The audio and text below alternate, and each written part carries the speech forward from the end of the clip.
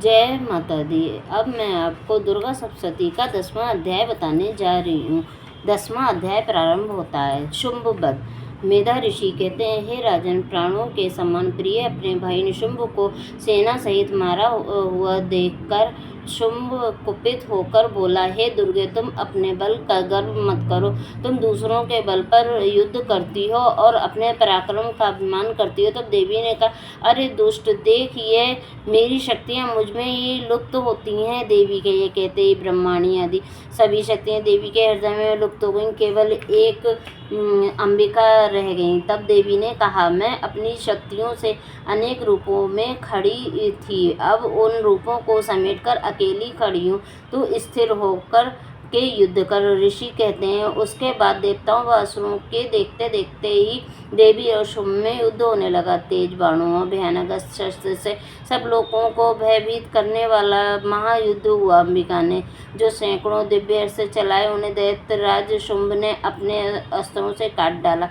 दैत्यराज ने जिन अस्त्रों का प्रहार किया, उनके देवी ने हुंकार मारकर अनायास तोड़ डाला। शुंभ क्रोधित होकर सैकड़ों बाणों से देवी को ढक दिया। तब देवी ने कुपित होकर अपने बाणों से उसका धनुष काट डाला। जब धनुष कट कर गिर गया, तब उसने एक शरीर उठाई। देवी ने उसे भी चक्र से काट दिया। तब दैत्यराज शुंभ चमकती हुई ढाल तलवार लेकर देवी पर दौड़ा। देवी के अपने तेज बाणों से सूर्य की किरणों के समान चमकती हुई उसकी ढाल तलवार को भी काट डाला।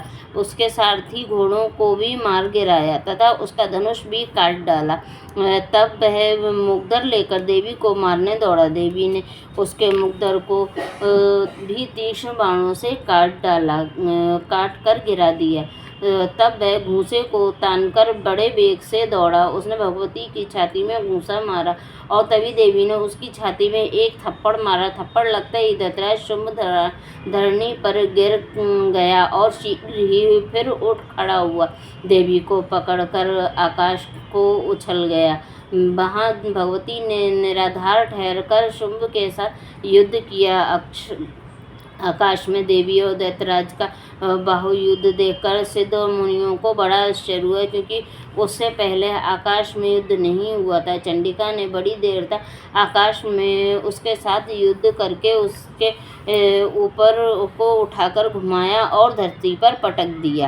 वह दुष्ट धरती पर गिरकर फिर उठ खड़ा हुआ और घूंसा तानकर बड़े वेग से देवी को मारने दौड़ा। तभी देवी ने दैत्यराज शुंभ को आते हुए देखकर उसकी छाती में शूल मारकर पृथ्वी पर गिरा दिया। देवी के शूल से घायल होकर शुंभ मर गया और सारी पृथ्वी, समुद्र, पर्वत तथा द्वीप को कंपाता हुआ जमीन पर गिरा था। उस दुष्ट के मरने के बाद संसार सुखी हो गया, समस्त प्राणी प्रसन्न हो गया और आकाश निर्मल हो गया। पहले जो उत्पात होते थे, वह सब उसके मरने के पर शांत हो गए। उल्कापात मिट गया, नदियाँ अपने मार्ग में बहने लगी। देवता प्रसन्न हो गए और गंधर्व मधुर स्वर में गाने लगे। अप्सराएं नाचने लगी, ठंडी हवा चलने लगी और सूर्य की किरणें निर्मल हो गईं। उसके मरने पर यज्ञ की अग्नि फिर से प्रज्वलित हो गई तथा दसों दिशाओं में जो हाहाकार मचा हुआ था, वह शांत हो गया और देवताओं में जो बेचैनी फैली हुई थी, सब दूर हो गई तथा देवता और गंधर्व इत्यादि पुष्पों की वर्षा करने लगे। इति श्री मार्कंड पुराण के देवी महात्म्य में शुंभ वध नामक 10वां अध्याय समाप्त होता है। जय माता की, शेरोवाली मैया की जय।